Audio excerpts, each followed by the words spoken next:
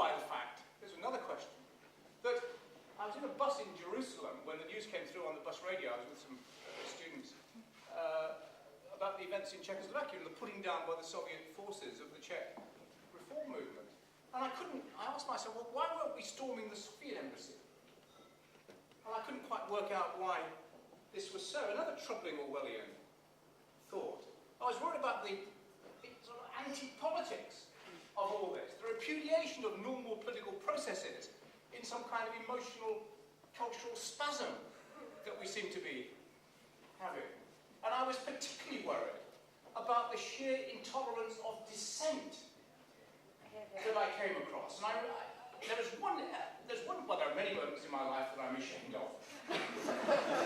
But the one that I am ashamed of above all others is we searched out Michael Oakeshott. Michael Oakeshott, as some of you will know, a gentle philosopher of conservatism. Oh, I mean a philosopher of gentle conservatism. No. But when I was... See, people know the answers to the LSE at that time, Michael Oakeshott was only lecturing in the evening to evening students. And he was lecturing on Roman political thought. And some of us went along to listen to him. And in the middle of one of these lectures, a couple of these trots broke in. They roughed him up and tipped a carafe of water over his head. Foul-mouthed abuse. We sat there watching this happen. Oakeshott shook himself down, proceeded to lecture on the distinction between auctoritas and potestas in Roman political thought. And I knew at that moment that I was on Oakeshott's side, and not on the side of these people who had come and done things like that. And I couldn't help but think that Orwell and Crick together had got some responsibility for these heretical thoughts. So I'd like to hear what an Orwell would contribute to some of the contemporary discussion about 1968. I'd like to hear Orwell on Britishness. I mean, we all know those essays from the war, those essays on Englishness. And of course, at that time, the high point of Britishness, you didn't have to make nice distinctions between Englishness and Britishness. It was all rolled up together. When Orwell wrote about the gentleness of English civilization, the gentleness of English civilization, how an Orwell today would be struck by the ungentleness of English civilization. His belief that it involved a kind of quiet decency, now replaced by a loud indecency. The coarsening of an English or British culture, I suspect, would detain an Orwell. When I saw those silver sabres of Northern Rock queuing round the blocks to get their money out last year, I thought that was the end of a certain Orwellian era. What about Orwell's remark that the English are distinctive because, unlike most other people, they don't go around wanting to kill each other? Well, of course, now, some do want to go around killing each other.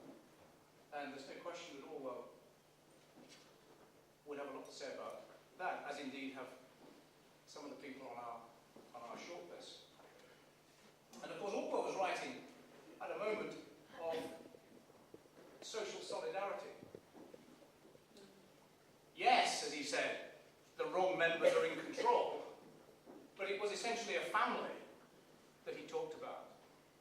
Now, of course, and this is why the project of defining Englishness or Britishness or whatever is so much more difficult now. To do it at the time of social solidarity and the war, which Orwell did, Betjeman did, Priestley did, easy to do, difficult to do in a fragmenting society, not sure what it's all about. I think what he would be pretty sure, and this is not to assert, but I don't think he'd be totally keen on the idea that we're about flying flags.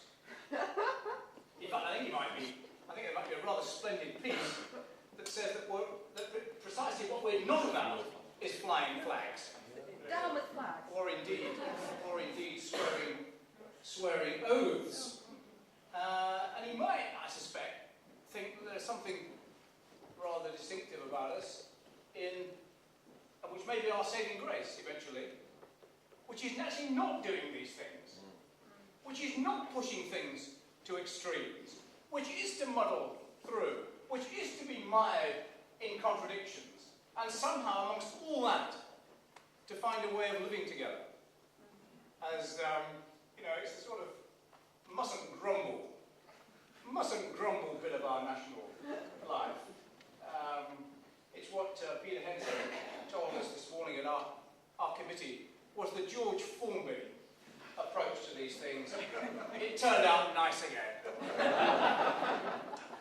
Finally, I just want to, picking up a point that was made earlier, what I would really like to hear is the author of Politics of the English Language have a go at some of the language that's around these days. I'd love him to have a go, if he could bear it, at academic social science. Yes.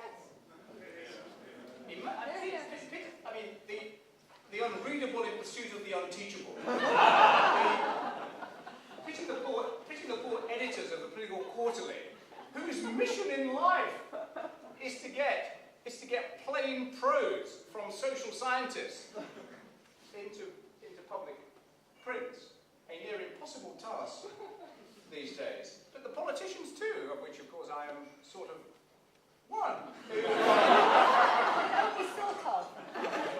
What would an Orwell today do with a letter that arrives, "Dear stakeholder," or people who want to put everything into something called the public domain, who are always wanting to roll things out, who have given up on the future and want to go forward all the time, onto level playing fields, in win-win situations, producing step changes across the piece, producing things that are fit for purpose, and concerned with, not involvement, but with engagement. I tell you, I kid you not, there is a body in the National Health Service called the Independent Reconfiguration Panel. Can you imagine the discussion that went on? And someone said, I tell you what, let's call it the Independent Reconfiguration Panel. They said, well, that's a jolly good idea. We'll do that. Orwell, where are you now? So, I agree with what I said earlier.